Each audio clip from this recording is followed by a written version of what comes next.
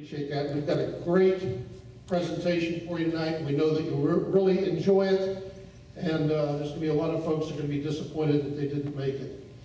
Let me make some introductions before we get going. First, I want to introduce County Commissioner Joe Ehrman.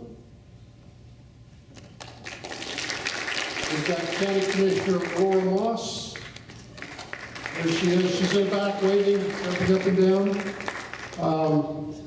Eric Cheris with the county. There you go. Thank you, Eric. We're also honored tonight. We've got Miss Virginia Barker from Brevard County. Great lady. Thank you, Virginia. We've also got Dr. Grant Gilmore in the house. Next to him is Dr. Bill Loftus. And then we've got Dr. Graham Cox. So we appreciate you all attending tonight. The Clean Water Board, those that are here tonight, Judy Orcutt, Vice President. Mark Piano is running around here someplace. There's Mark back there. Donna Hellerman is out at the front table. Lad Boren is up here at the top. He's videotaping this. This will be available on the Emerson YouTube, I believe. Charlie Pope on the Clean Water Board.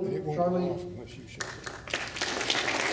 Dan Lamson, I think he's out in front as well. Brian Corrigan. And Dr. Richard Baker. Also with us, our senior advisor, Mr. Wayne Mills. And then Mr. Gene Beckpole, another advisor to the board. So we appreciate all of that. Y'all remember when you could go out at night and see things like fireflies? Yeah. You remember when you could go to the river and you'd see hermit crabs and horseshoe crabs and things like that? And I know everybody's paid attention to the news where last year in the state of Florida, most of them in the Indian Lagoon, 1,100 manatees perished. Most of them because of starvation. So we're gonna learn tonight part of the reason for their demise, the demise of the seagrass, the demise of a lot of issues. We're gonna learn a lot tonight. Because tonight, the Clean Water Coalition invites you to hear Mr. Allen Stewart, biologist engineer with over 40 years of experience designing and operating water restoration facilities throughout Florida.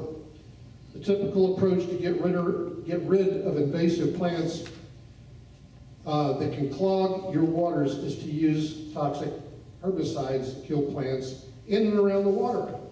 Well, that's what the state and others seem to think is the best way. Broadcast spraying of herbicides destroys the ecosystem critical to the water, to fish, to birds, and the other animals.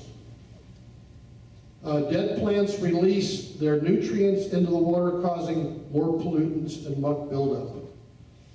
We will learn more about Mr. Stewart's unique approach to the use of the plants to take up excess nutrients and to remove them from the water, reducing the need for toxic herbicides and leaving our waterways cleaner and healthier.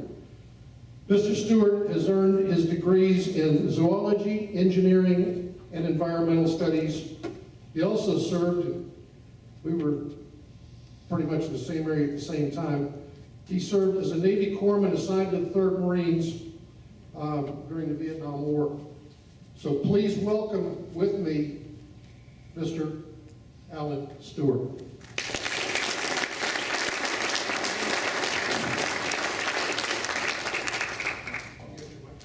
I do. Am I on? Yep. Okay. See if I know anybody out there that promised they would come. They probably didn't. Except for my fellow snake man, Jim.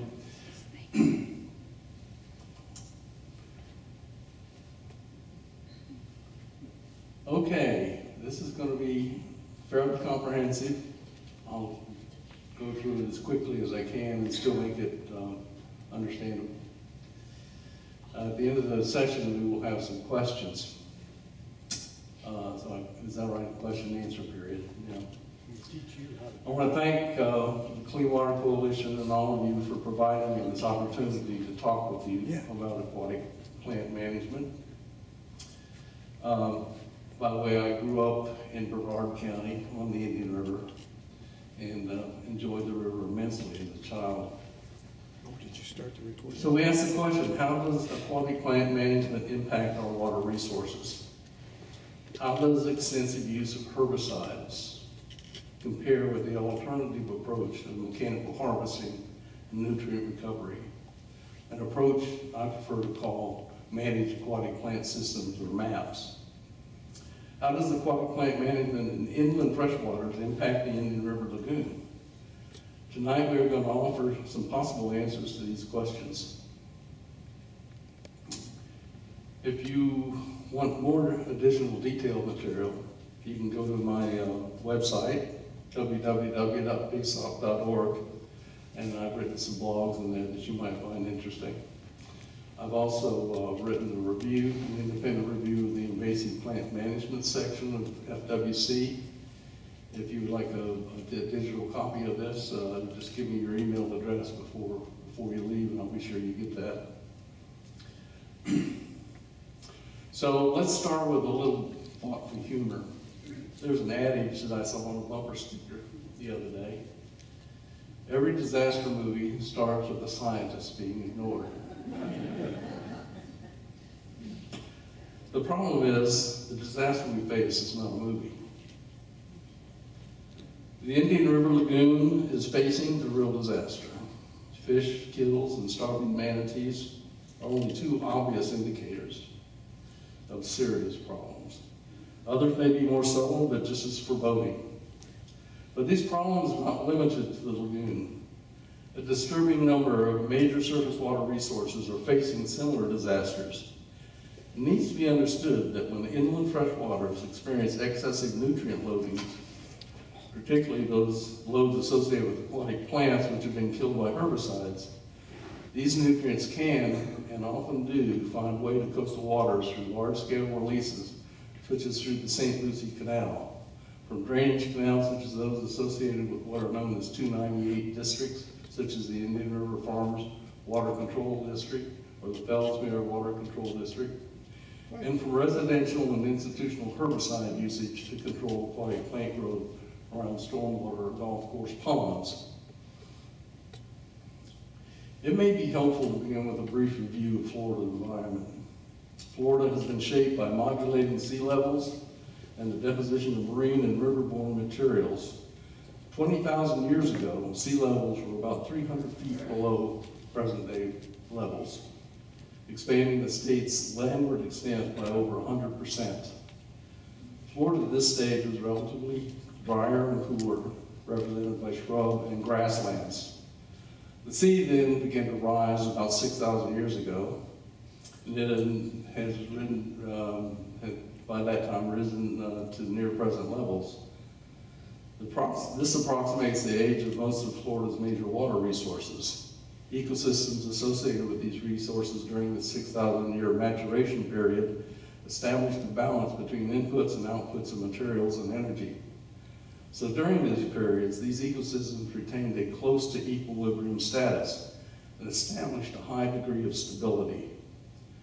But what happens when environmental perturbations extend well beyond this historical level of fluctuation and the system is thrown far from equilibrium? Many scientists would suggest this invites chaos and uncertainty. Think of South Florida as separated from North Florida by what might be called the mangrove line, running approximately from New Smyrna to Crystal River. Above this line, salt marshes are dominant and the climate is more temperate. Below the line, mangroves become dominant and the climate more subtropical. Also above the mangrove line, there are several rivers which bring in materials from states to the north into the Gulf of Mexico. Think of the Swanee River as an example. These rivers brought materials into the shallow waters of the Gulf, including phosphate deposits which settled above the limestone in west central Florida. about 5 to 10 million years ago. These are the richest deposits of phosphate in the United States and provide 75% of the U.S. demand. Ironically, on the east side of the Central Ridge, on the East Coast, there is a shortage or a paucity of phosphorus, meaning these basins, such as the Kissimmee, Okeechobee, and the Indian River Lagoon, historically relied mostly on atmospheric deposition as their phosphorus source.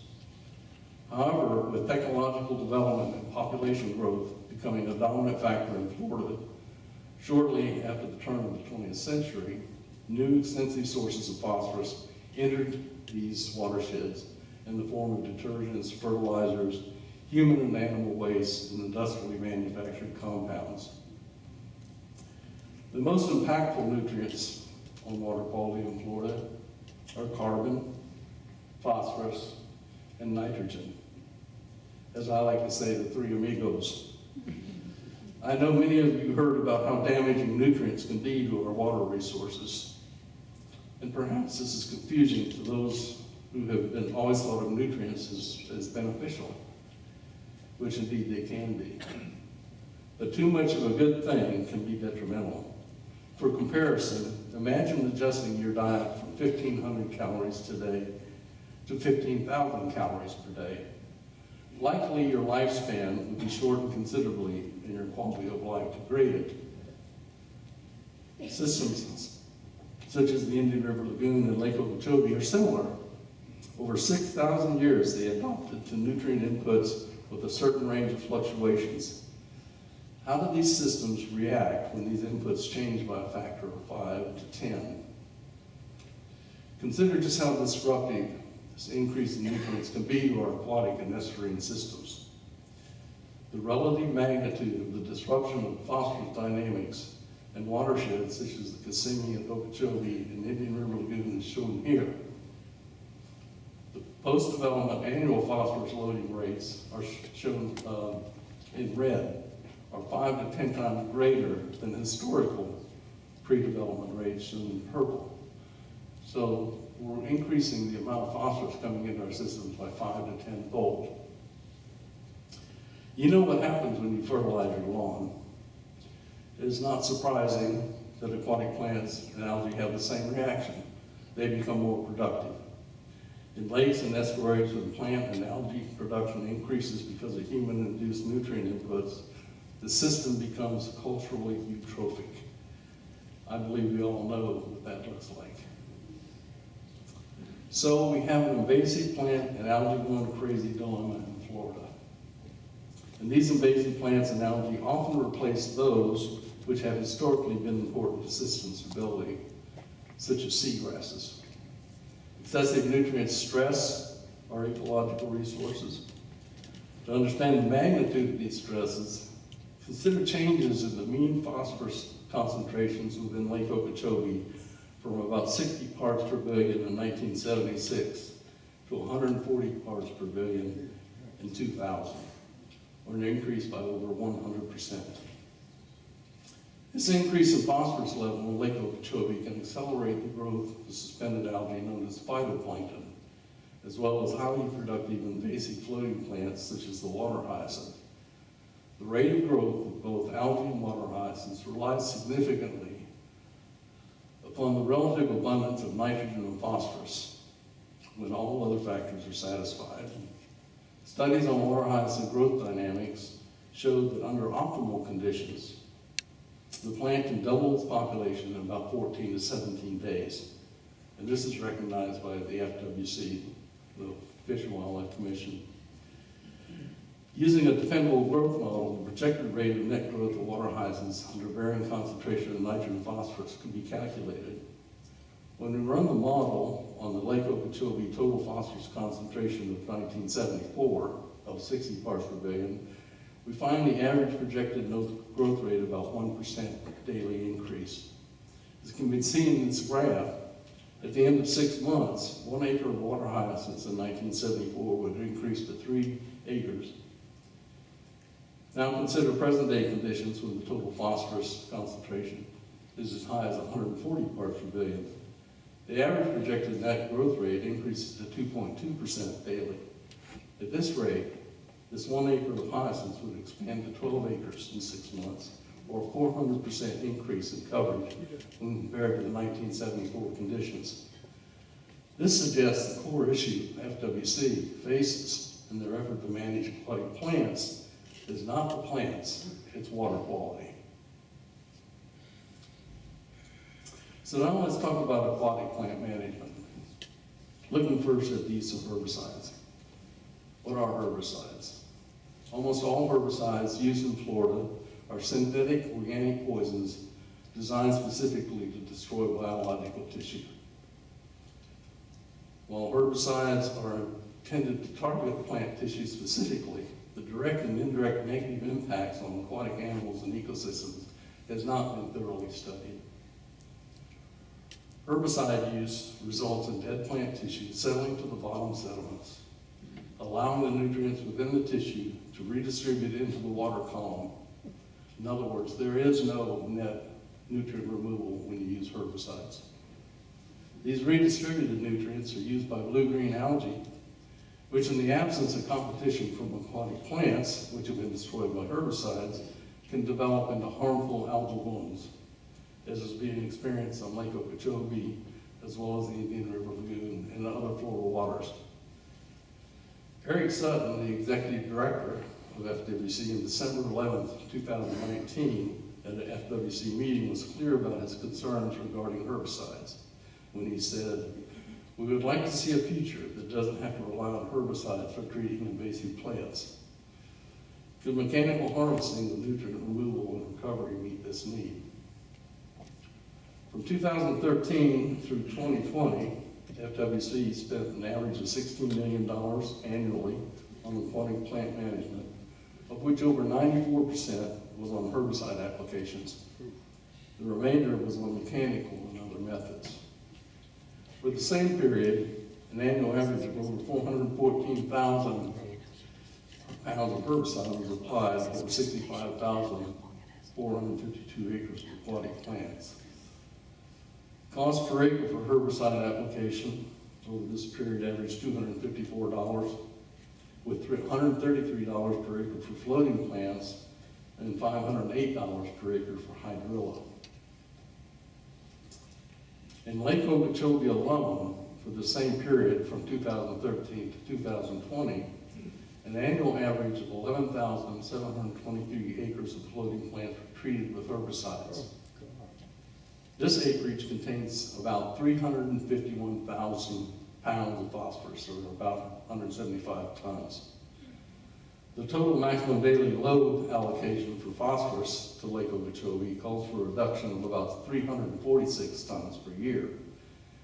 If a managed aquatic plant system, that is mechanical harvesting, were applied to remove and process this 11,723 acres, the nutrients removed would represent 51% of the annual TMDL requirements. But instead, with herbicides, the phosphorus in this acreage is returned to the lake and continues to promote expansive growth of invasive aquatic plants. In this way, herbicide use is a self-sustaining endeavor, which is convenient to those who, for assorted reasons, promote their use.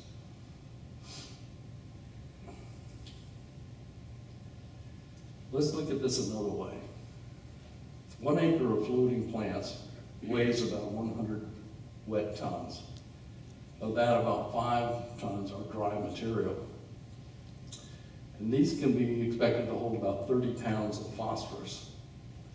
The water underneath these 1 acre of floating plants at 4-foot depth and about 140 parts per billion phosphorus will contain 1.51 pounds of phosphorus. So when this 1 acre is treated with herbicides, the dead plants release their nutrients, including the 30 pounds of phosphorus. This has the potential of increasing the phosphorus concentration under the underlying water by nearly 20 times, or close to 2,900 parts per billion, which is within the range of secondary wastewater effluent. What could possibly go wrong? Here's Lake Okeechobee in the early stages of a blue-green algae bloom, destined to be a gift to the St. Lucie River and the Indian River Lagoon.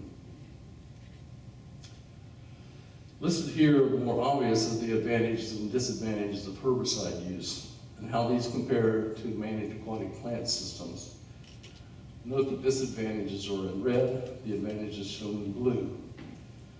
With herbicide use, there is no net removal of nutrients, while nutrient removal is substantial with MAP systems, especially if the captured nutrients can be reused in a manner that prevents their return to the water resource. Herbicide use can increase the rate and surging of sediment accumulation when compared to managed systems. This can result in increased legacy nutrients and imposition on critical dissolved oxygen levels. And while herbicide use is presently less expensive than harvesting and is a well-established industry which is logistically efficient, managed aquatic plant systems can be developed into a more cost-effective approach with more co-benefits. Consider now the co-benefits of herbicide versus managed aquatic plant systems. The herbicide application industry is established and supported through regulation research and advocacy groups. It provides jobs and is effective at clearing navigational channels and water access points. When applied with some frequency, herbicides can actually help reduce the annual rate of accumulation of organic sediments when it's compared to doing absolutely nothing. Managed aquatic plant systems, however, can be a significant contributor to nutrient reduction and recovery, particularly legacy nutrients, which we will discuss later in this presentation. Therefore, it offers a valuable environmental service. Cultivating aquatic plants has the potential to become a new agro-industry with several potential products, including fiber products, bioenergy, soil amendments, and livestock feeds. Managed aquatic plant systems eliminate toxicity concerns associated with herbicides and reduces the rate of organic sedimentation considerably. The co-detriments attended with herbicides relates to acute and chronic toxicity, human health concerns associated with drift, loss of important habitat, and noise from air dose and aircraft use and application.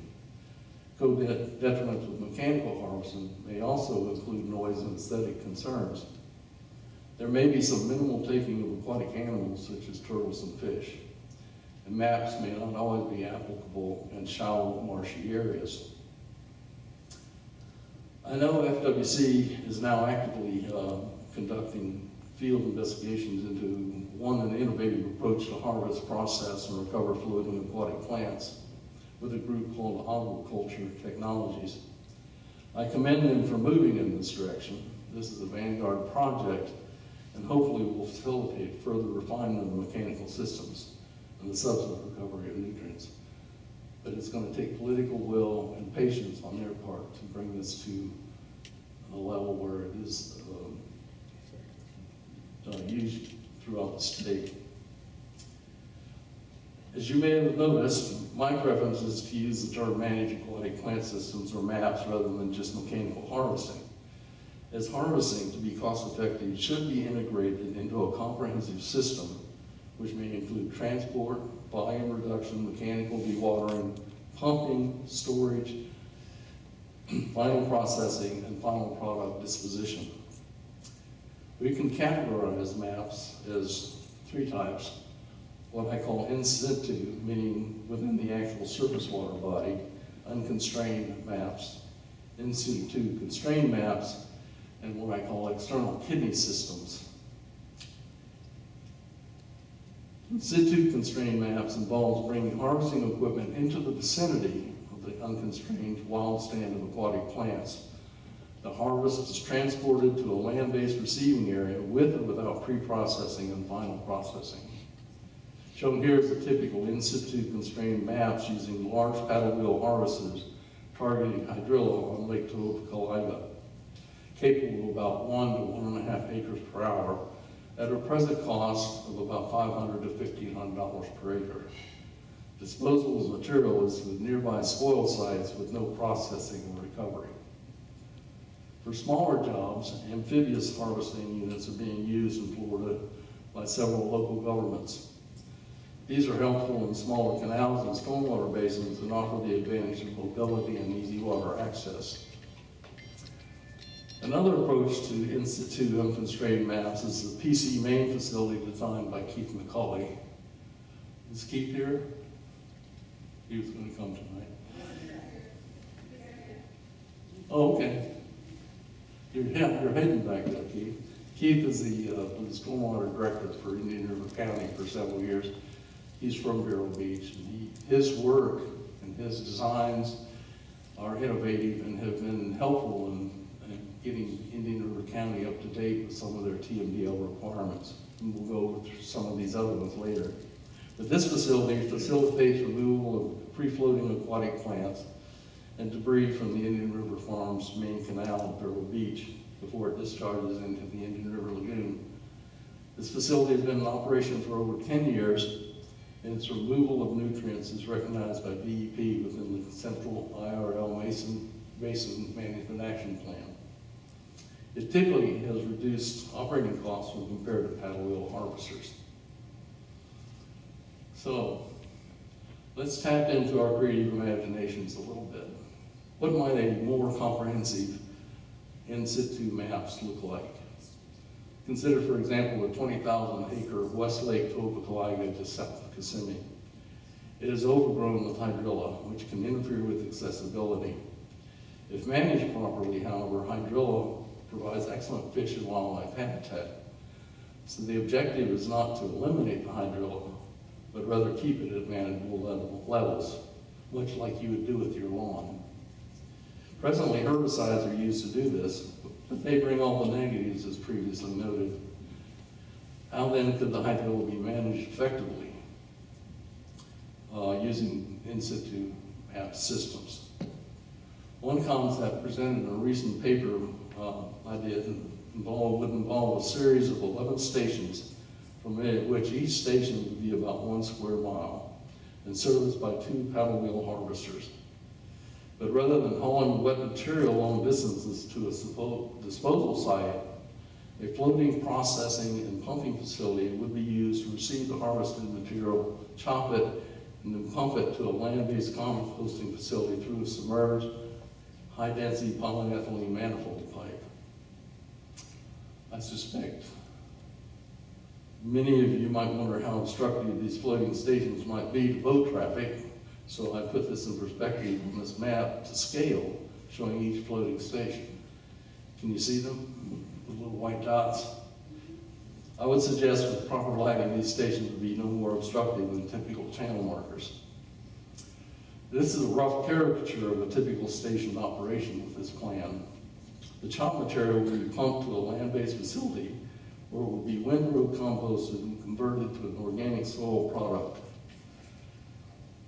And this is a picture of a composting operation of one of our facilities in Okeechobee County. So windrow composting is a fairly easy, simple way to manage this material. The initial cost, including equipment for this envisioned Lake Toho system, is about $140 million, with an annual operating cost of over $77 million. Sounds expensive. It would generate annually about 550,000 cubic yards of finished soil amendment, valued at no less than $16,500,000. And it would remove over 1 million pounds of phosphorus to receive an environmental service fee of $100 per pound, or an annual value of $101,170,000. Incidentally, $100 per pound of phosphorus removed is cheap compared to the over $600 per pound often paid by the South Florida Water Management District for their stormwater treatment areas. And is about the St. Johns River Water Management District is now paying for their Lake Apopka project.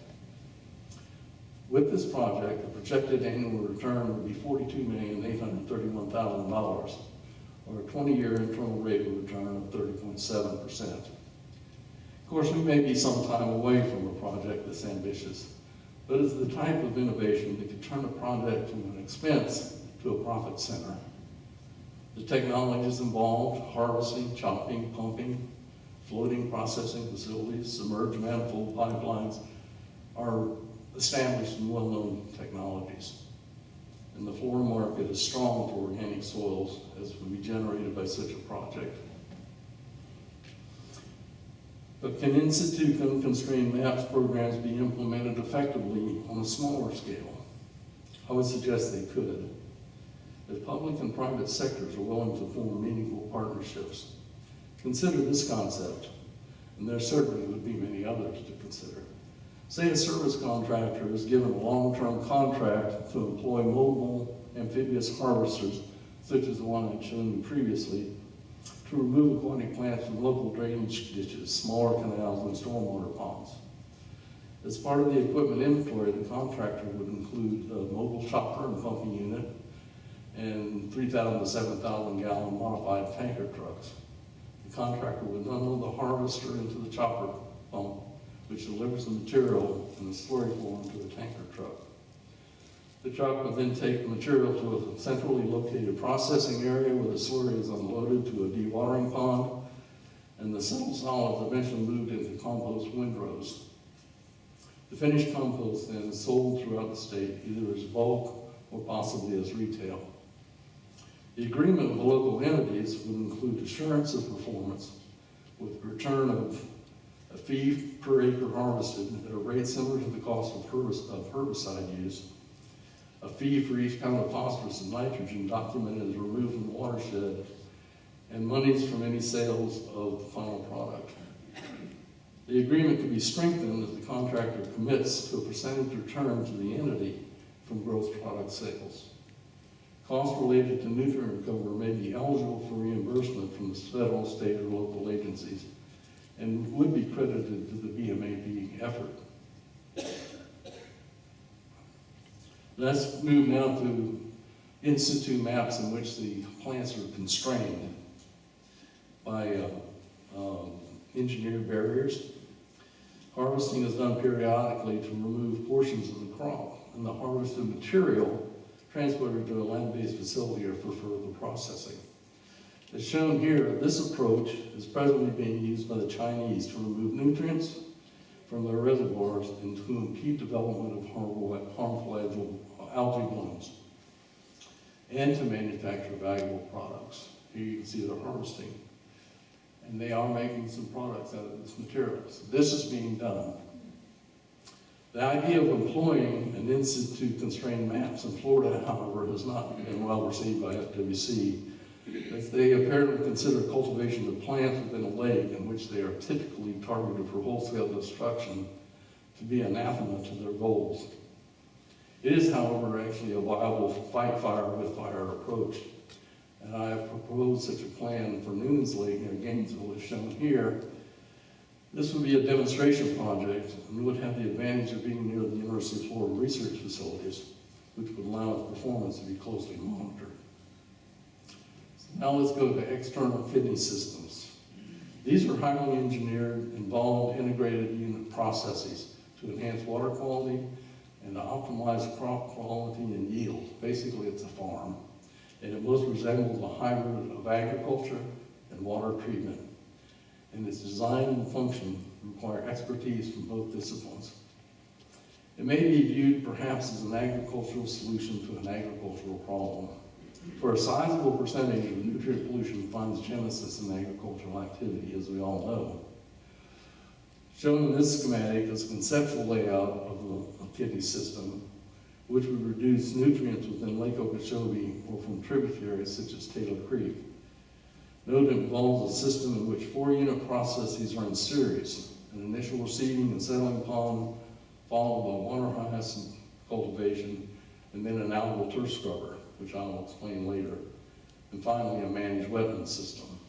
The sequence would ensure the return flow is high in dissolved oxygen, low in suspended solids and nutrients, and adjusted to acceptable pH and temperature levels. Kidney systems offer the advantage of high unit area removal and high efficiency in harvesting and processing. The disadvantage is the requirement of high volume pumping, but much of the energy costs associated with pumping could eventually be offset with the use of photovoltaics or other alternate energy sources. This is a full-scale demonstration kidney system. It was in the S-154 basin in Lake Okeechobee. This project was operated from 2003-2004, involved a water hyacinth system followed by an algal turf scrubber.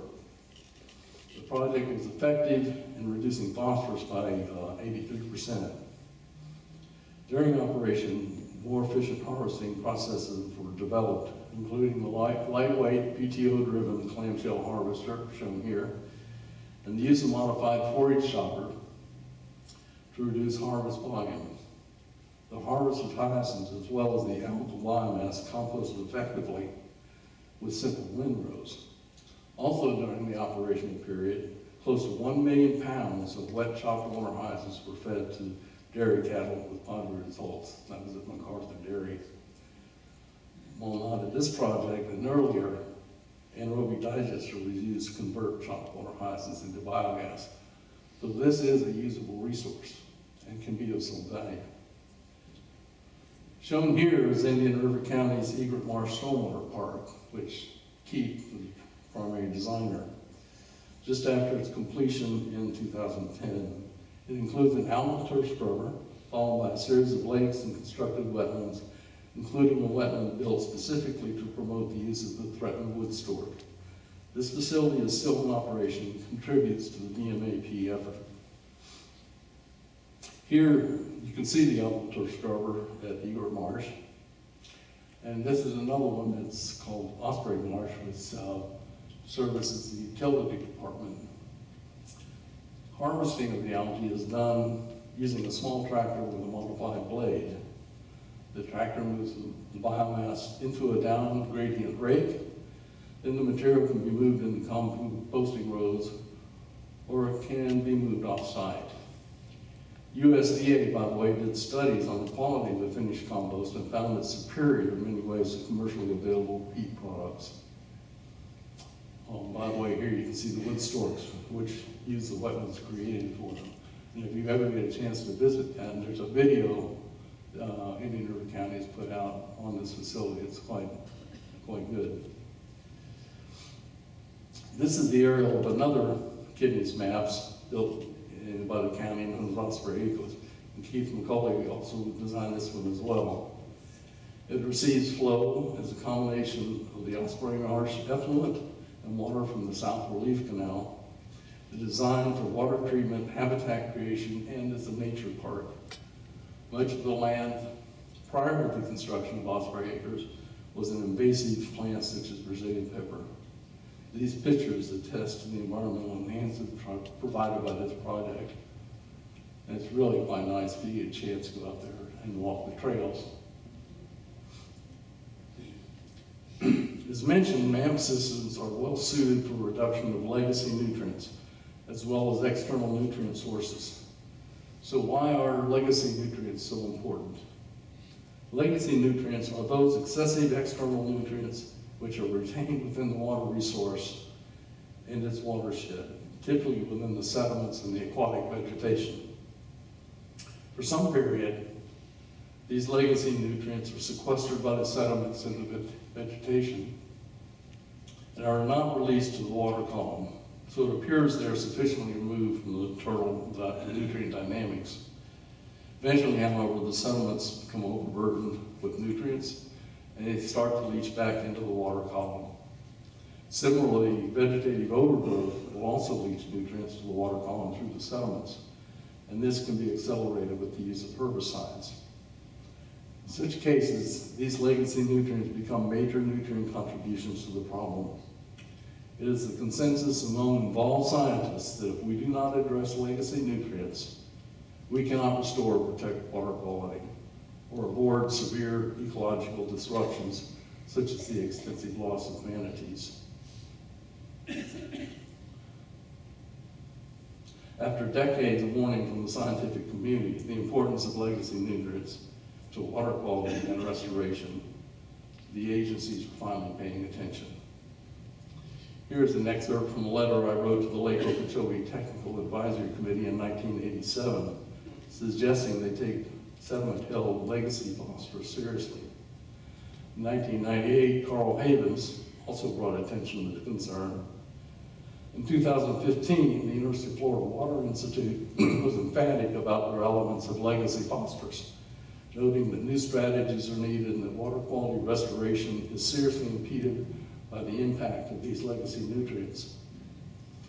In a recent technical paper, Missimer et al. Noted that it is not possible to achieve water quality restoration in Lake Okeechobee until legacy nutrients are addressed. A similar statement was offered by the Blue-Green Algae Task Force in 2019, and that priority should be given to technologies which might help resolve the legacy nutrient issue. In the Indian River Lagoon, work by Fox and Trefry of FIT provided indication that legacy nutrients associated with muck layers provide about 30% of the calculated nitrogen loads of the lagoon. Brevard County, in their 2021 update of Save Our Indian River Lagoon, put a priority on the reduction of legacy nutrients.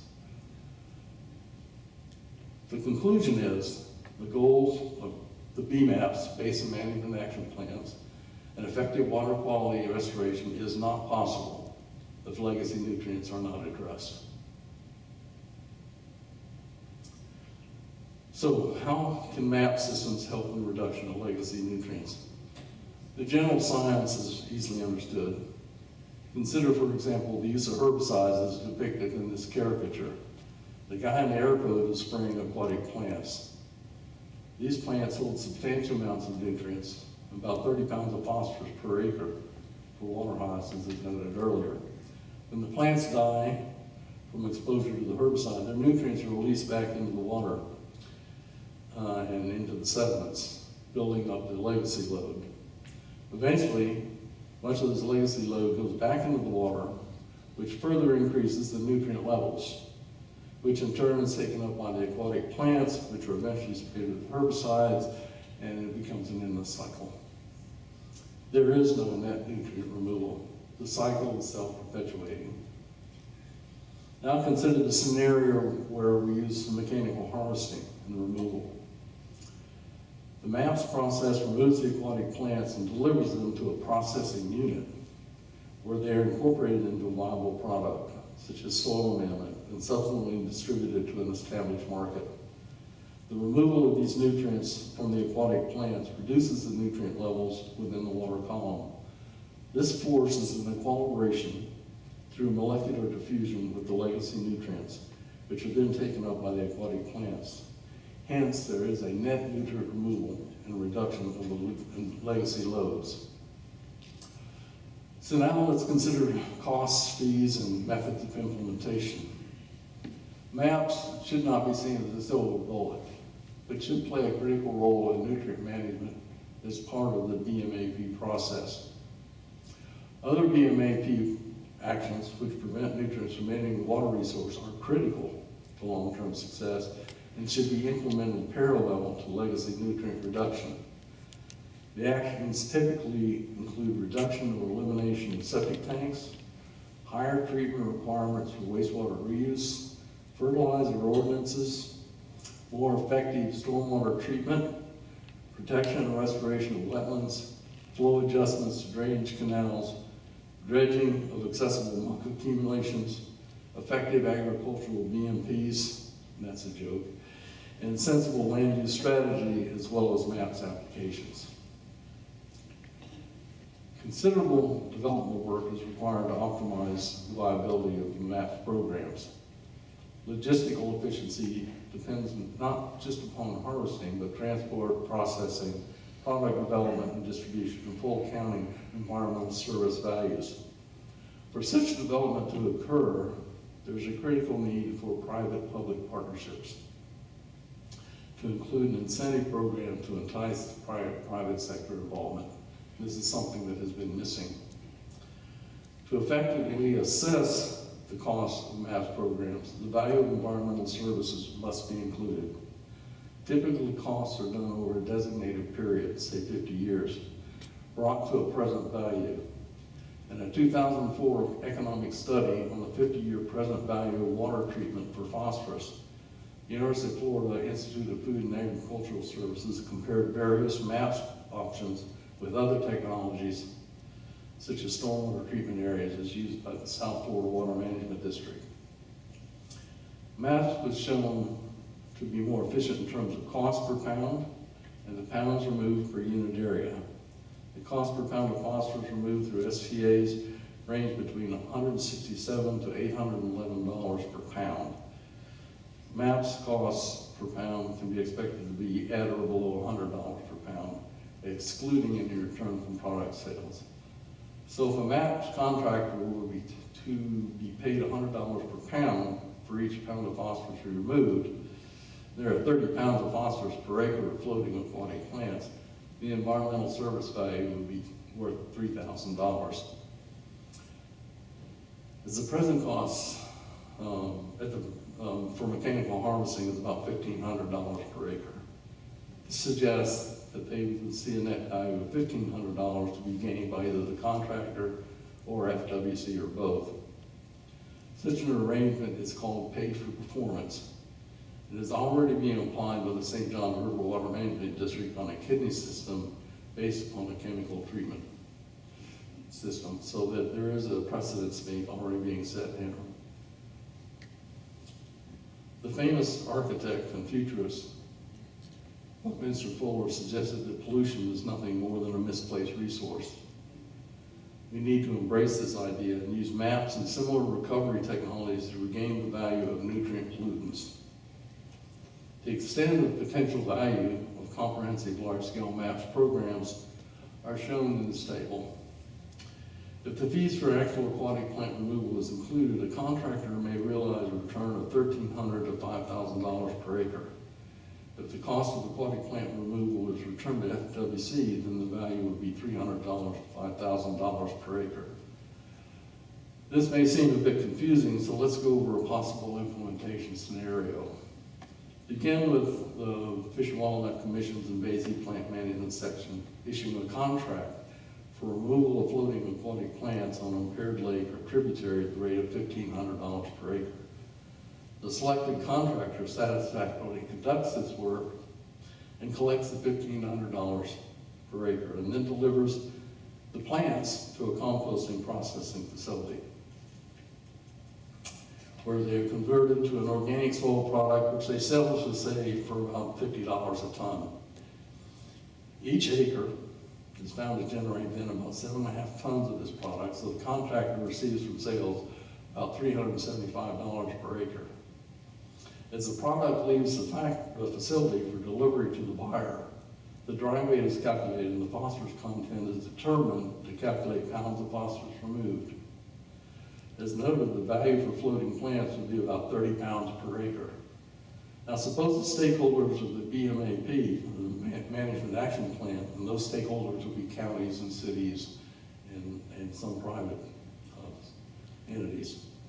Suppose they negotiated the deal to pay $100 per pound of phosphorus removed from the water resource.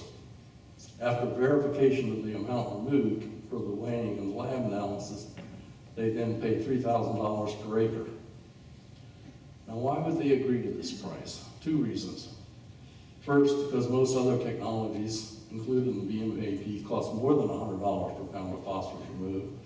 And secondly, only a few of them address legacy nutrients.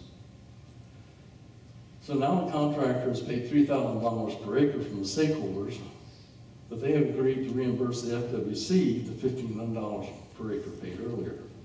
So the contractor receives $3,375 per acre. And FWC gets the floating aquatic plants removed at no cost. Available, of course, is in the details. But the incentive is provided by the stakeholders' commitment to a long-term pay-for-performance fee. To initiate a pay-for-performance strategy, it's imperative that a long-term promise of fee is provided by the BMAP stockholders. For example, suppose a written assurance is issued that anyone who removes the net 1 pound of phosphorus from a targeted water resource and provides evidence of such removal, and that this material is taken from the watershed or is sufficiently sequestered, will receive $100. As an example, consider the 351,690 pounds of phosphorus and 11,723 acres of floating aquatic plants destroyed by FWC on Lake Okeechobee each year using herbicides. Through a pay-for-performance agreement with the MAPS contractor, this phosphorus would yield an annual return of about $35 million. Such assurance would likely be sufficient incentive for the private sector to initiate meaningful innovative development. As a bonus, FWC would realize effective aquatic plant management and habitat protection at zero cost. Ironically, when presenting such an idea to FWC in a 2019 commission meeting, they showed little interest. To give them credit, as noted earlier, they have moved to consider more innovative harvesting concepts, but the efforts, in my opinion, could be more aggressive. In my review of FWC, which was submitted last July, I offered 6 reforms that would facilitate a transition away from herbicide use and towards managed aquatic plant systems. And these were as follows. Element 1, become more actively involved in products and programs such as the BMAP and efforts which help promote, develop, and implement effective long-term water quality and nutrient management strategies. Element 2, seek recognition and compensation for any nutrients removed or other water quality improvements associated with mechanical aquatic plant management. Element 3, establish public-private partnerships to improve the efficiency of managed aquatic plant systems. Element 4, coordinate with IFAS, Department of Agriculture, and interested parties to develop value-added products from harvested plants and organic material.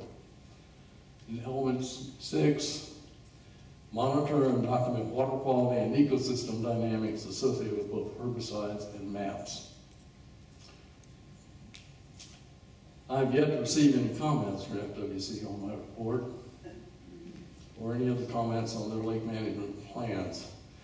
It makes me wonder what strategic adjustments, if any, we have been adopted by our agencies and politicians to seriously address Florida's water resources disasters.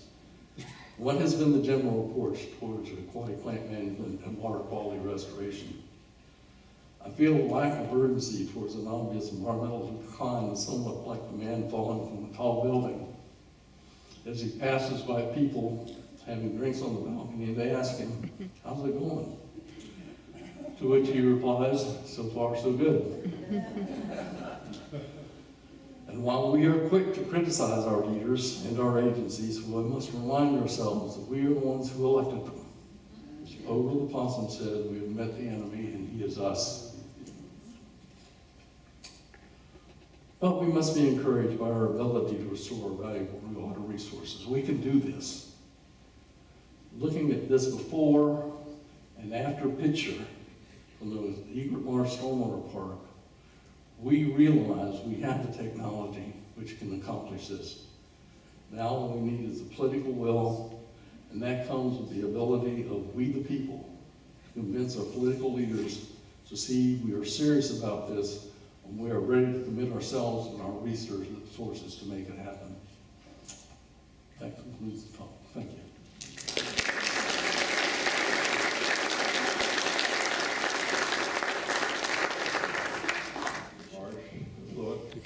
Excuse me, what? I didn't understand. The fluid coming from those marshes, is phosphorus being monitored there? Yes. At Egret Marsh, we did a 1-year, what they call a 319 grant, where we monitored closely the inputs and outputs of phosphorus and nitrogen. And similar studies we've done in Osprey Marsh. And we saw at Egret Marsh significant reduction in phosphorus levels and nitrogen levels, particularly the available phosphorus and the available nitrogen. Plus the suspended solid dissolved oxygens were very high. The water was very amenable to ecological health. Congratulations. One other question. You told us about FWC, but how about the St. John's Water Management District? Have they taken you up on any of your... The St. John's has adopted the pay-for-performance concept. They have a project going on Lake Apopka now involving a company that uses calcium salts to precipitate phosphorus in a kidney-type system like I described, and they're paying them $110 per pound of phosphorus removed. So they're a little bit more aggressive.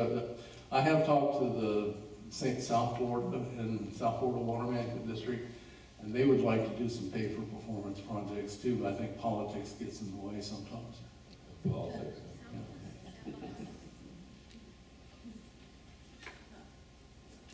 I know that a study was done in the early 2000s or so, that they were taking some captive manatees, and we found that they actually preferentially ate hydrilla over what we usually feed them, lettuce and stuff like that. I was wondering if there have been or will be any plans to maybe try to harvest some of this hydrilla and feed it to our starving manatees in lieu of some of the romaine stuff that is probably better for them, even though it's invasive. I've heard that suggested by several people, but you'd have to talk to FWC and see if they're implementing it. To my knowledge, they're not doing that right now. But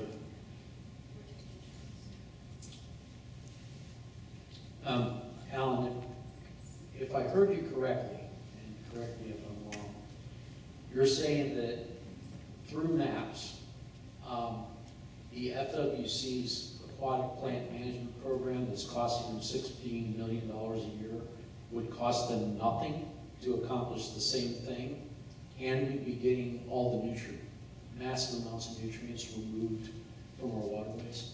if we had an effective pay-for-performance program in place, the key to this, Mark, would be for the contracting agency, say with the South Florida Water Management District, to agree to a long-term pay-for-performance fee. And the reason I say that is that a private entity that comes in and puts these in is going to expend a lot of capital. And they don't want to amortize it over 5 years. They want to amortize it over 25 to 50 years. So they need a long-term commitment. That becomes the political issue we're talking about. It's a challenge. But yes, it would be done for zero, basically, yes. Yeah, I have a couple of questions. One of them, something I've wondered about for some time in discussions like this. We talk about phosphorus removal, but you really talk about is phosphate. When you say 100 pounds of phosphorus, does that mean 100 pounds of actual elemental phosphorus or 100 pounds of phosphate removed? We actually, in the environmental field, when we do analytical analysis, we document it as elemental phosphorus. But you're right, it is in the phosphate form. I know in agriculture they talk about phosphate, but we talk more about elemental phosphorus. When we say milligrams per liter of phosphorus, it is the elemental form. Okay, so you convert it to phosphorus. Okay, the other question I've got. When you talk about composting this, are you actually removing phosphate from the compost? No, Or are you just transferring it from the farmland where it can wash back into the lagoon? the idea is that you incorporate the phosphorus into the compost product, the soil amendment, and then you sell it as a product, and that will serve two purposes. One, you can sell it out of the basin, so it gets it out of the basin. And secondly, it can be used in place of mined phosphorus. So you're reducing the amount of, not substantially, but you're reducing the amount of actual mined phosphorus, which is a messy process, as you know. So it's recycling the phosphorus. Okay. You got a question right here in front?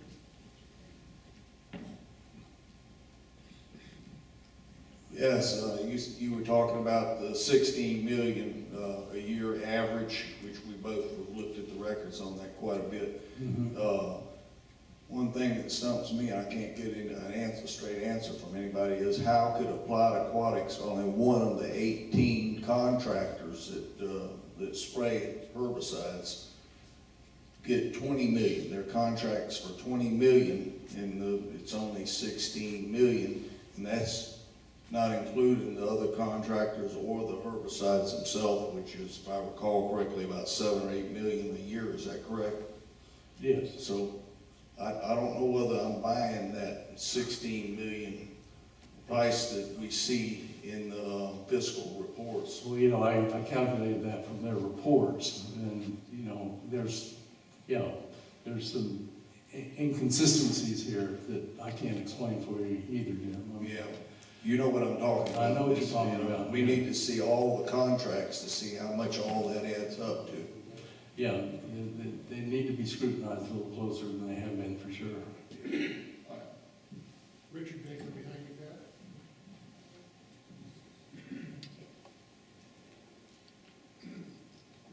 Thank you, that is a terrific talk you gave, Thank you. very impressive. And I'd like to congratulate you and Keith for the which is it, the Egret Marsh? Egret Marsh and Osprey. Osprey Marsh. Thank you. I mean, there's another benefit that you really didn't mention too much, and that is the fantastic birding that occurs out there and wildlife. Yes. It is an unbelievable place, and you have to get special permission to go in there but we are having at our Audubon house, we're taking our Audubon advocates out there. Right. So we're educating people, and I think we need to open that up in these other places that are really fantastic to educate the people of what you're trying to tell us tonight, but people can see it. We depend upon our kids and the next generation to turn this whole thing around, and hopefully some of us adults will go on and try to improve it too. But thank you very much. Sure thing, and I would suggest if you can, I don't have the link right now, but Indian River County did an excellent YouTube video on the Egret Marsh, which shows not only the birds, but the fish and the alligators. It is really a natural cornucopia out there, for sure. And that is just one of the side benefits.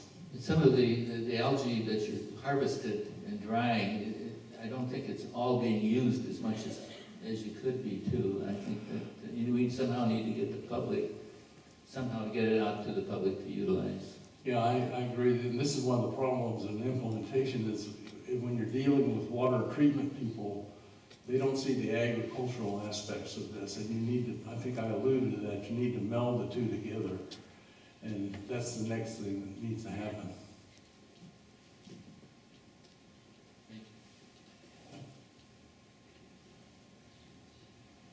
I also appreciate your talk. I hope you'll give it to the HOAs in all of the counties along the lagoon.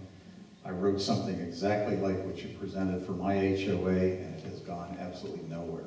We're just a cycle of spending money and cycling nutrients through the systems, and it doesn't get any better. You were mostly talking about submerged aquatics and floating aquatics. Have you or anyone else done any kind of calculations about the removal of either the top growth of cattails or the rhizome root layer of cattails, and how much nutrients that will remove from the system? I did some of that earlier in my career.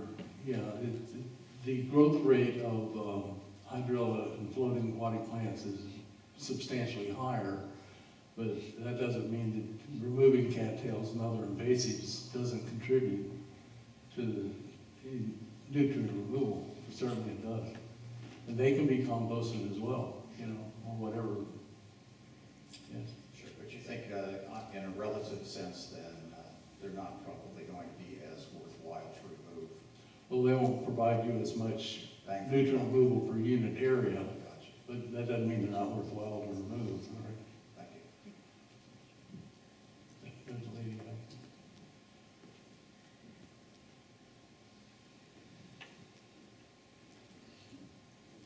I'm curious who the major appliers of these aquatic herbicides are in Indian River County. Is it the county, is it FWC, is it the Indian River Farms Water Control District, or is it somebody else? Excuse me?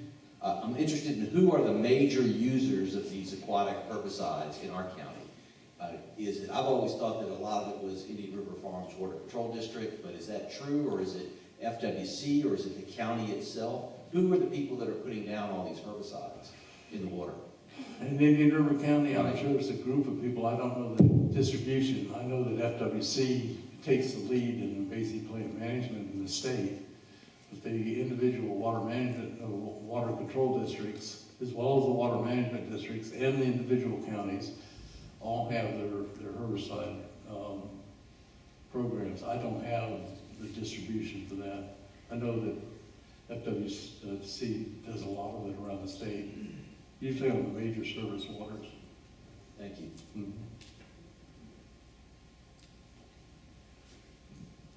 There's a bill in Tallahassee now, I believe it was sponsored by Gail Harrell, to do a pilot program in Lake Okeechobee with, is it aquaculture? Is that a similar MAPS procedure that you're talking about? Yes, there is a bill that's promoting the use of mechanical harvesting. Yeah. And the program that's I think being it's sponsored right now by Clean filter FWC is what it's saying, I with think. the aquaculture technologies. I haven't seen it, but I did see a video on it.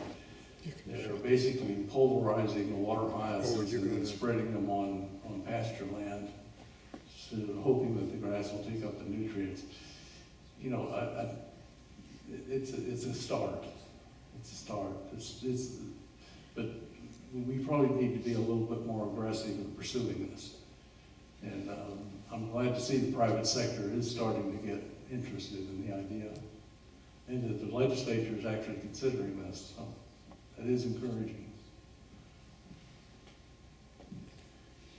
Good evening, Laura Moss, Indian River County Commission, with my colleague, Joe Urban. I want to follow up on the point that Dr. Baker made earlier about the stormwater areas. And we've done a good job, I think, as a county with the stormwater areas. But one of the things that came up, and just coincidentally, it happened to come up today at our meeting, so it's on videotape. And that is that if you want to use these areas, and I think they should be used this way, if you want to use these areas for the trails and recreation and understanding of wildlife, you need to make that clear, okay? It's not politicians, necessarily, but the conversation came up and the staff said to us, and by that I mean the board, the county commissioners, that while we look at it, remember, they're charged with the fiscal responsibility for it. You know, they hold the purse strings, so to speak. And they said that from their perspective, they view it as they need to provide that stormwater project, and that's it. Okay? Now, I happen to agree with Dr. Baker that it can be a lot more, but I'll just give you one example. There was a boardwalk that was discussed today in disrepair, and it will cost $200,000 to replace it or refurbish it. It's a lot of money, so I asked that we consider it during the budget session, which is in July. It would help a lot if you make your wishes known, and you can do that very easily. You can email us, IRC, Indian River County, ircgov.com, and we appreciate it. I mean, we really do. We need your support, okay? I mean, Commissioner Ehrman and I, it's difficult for us to ask for things. If we receive your input, your requests, that makes it a lot easier to do our jobs. So I would ask you to do that. If you want that, whatever you want, let us know. We'd be glad to hear it, I'm sure. Thank you.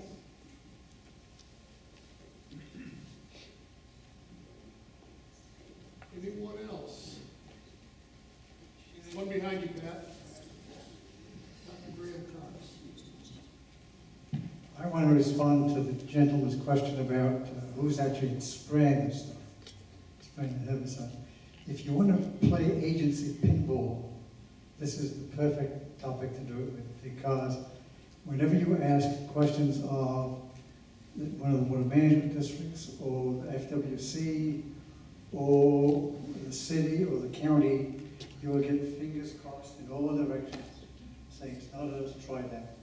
But the contractor that has the biggest part of this work, at least in Indian River County and Sebastian, is a company called Aquatic Vegetation Control. They succeeded a company in Sebastian that was let go called Applied Aquatics. They're the ones that operate under a permit. It's a piggyback permit from the water management district, in this case St. John's.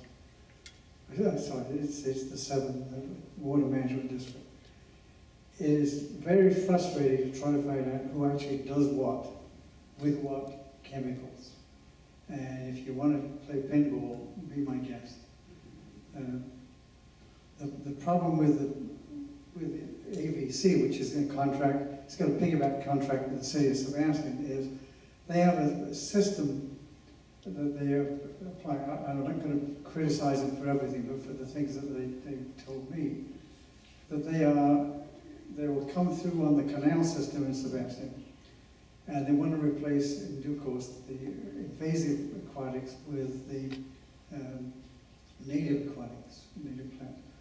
So they come through each month, they change the chemical that they're spraying so that the plants don't get used to what they're spraying and they don't adapt and move through it.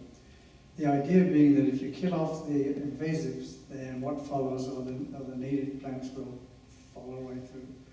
But they don't understand, or they don't seem to understand, that if you do that, you kill off the invasives, they come back a hell of a lot quicker than the native vegetation. So then you have to go to a system of hand planting the native stuff. And that's labor intensive. So that cost is not factored into the cost, the comparative cost of herbicides. I'm sorry.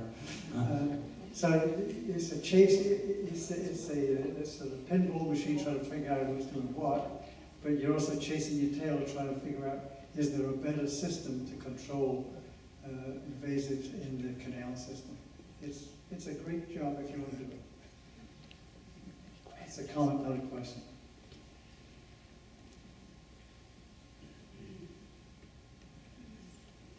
I've been following this with Dr. Cox now for about 8 years, maybe. I live right on one of these big canals in Sebastian where actually 3 canals meet. I think we're missing something there, people. I don't think the money has anything to do with it. How about the deaths? How about the sicknesses? The lack of birds in front of my house is going to make you sick. It makes people sick. It kills dogs. It kills old men that use the water to irrigate their property because they're not being told that it's got poison in it. The city doesn't tell us when they're going to spray us, what they're going to spray us with.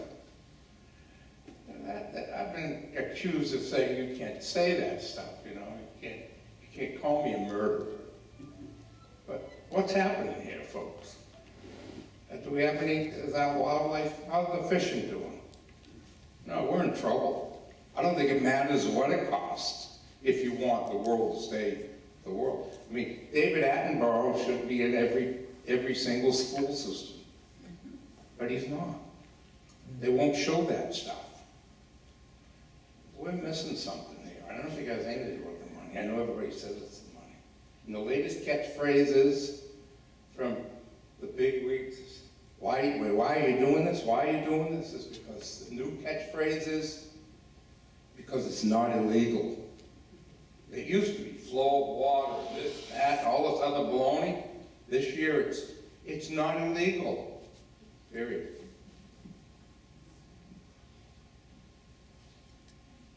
That's good. Good more than micro coaching. Thank you.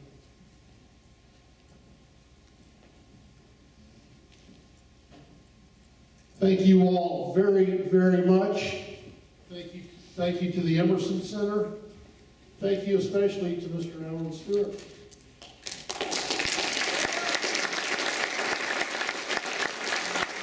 Please continue to follow the Clean Water Coalition on our website, Facebook. We'll continue to put out emails. We're going to get back into this speaker presentation series. We hope that you enjoyed tonight's presentation. This is dynamic.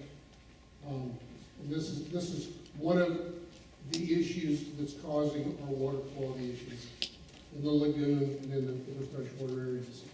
So again, thank you all very, very much, and we look forward to seeing you at the next presentation. Thank you again, Alan.